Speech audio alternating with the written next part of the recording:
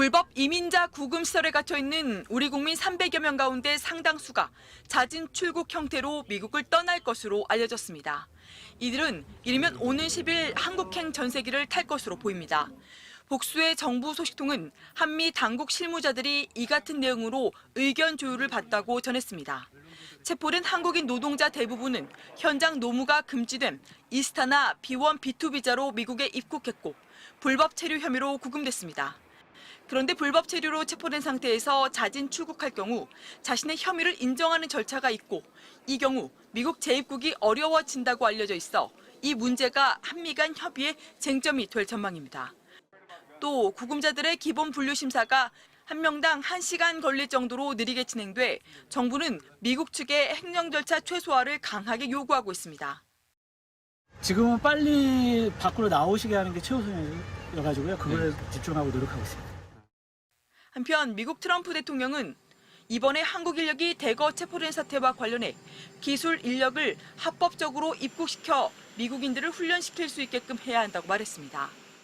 And we're going to have to train people. And the way you train people is bring people in that know what they're doing and let them stay for a little while and help. 미국 내 배터리에 대해 아는 인력이 없다면 인력을 미국에 불러 배터리 제조든 컴퓨터 제조든 선박 건조든 복잡한 작업을 하도록 훈련시키게 해야 한다는 겁니다. 그러면서 이 전체 상황을 검토할 것이라고 밝혔습니다.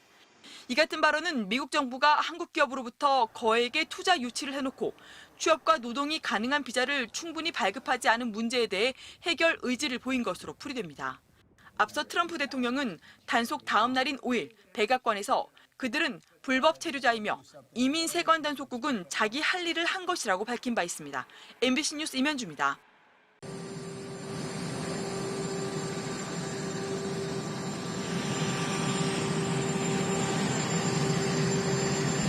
You know, look, it's a battery factory in that case, as I'm told.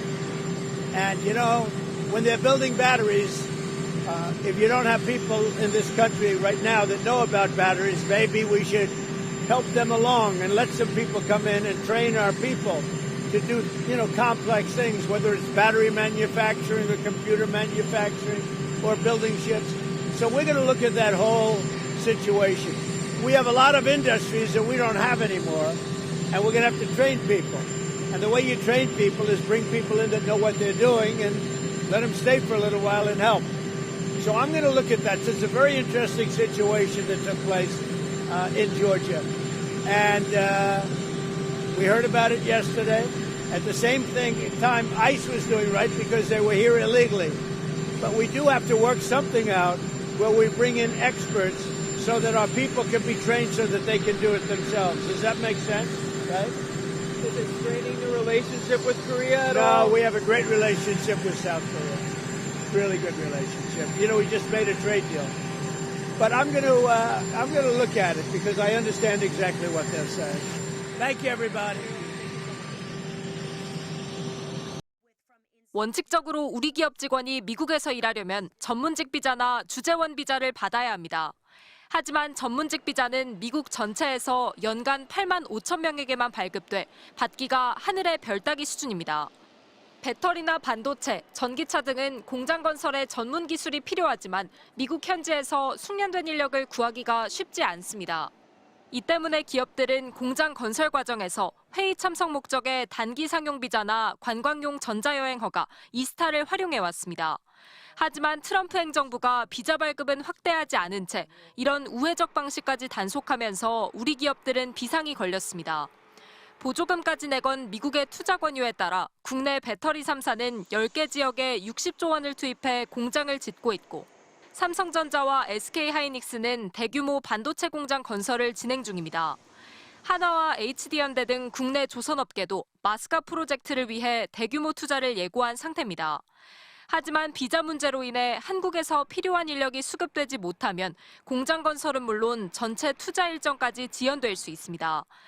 한국 기업이 요구하는 최소한의 일정한 인력은 이렇게 취업 비자로라도 할 수 있는 것을 좀 적극적으로 모색을 해왔으면 좋겠다. 지난 2006년 한미 FTA 때부터 우리 정부는 전문직 비자 신설을 요구해왔지만 미국은 한국 전문직 유입으로 미국인이 일자리를 잃는다며 거부해왔습니다. MBC 뉴스 송재원입니다.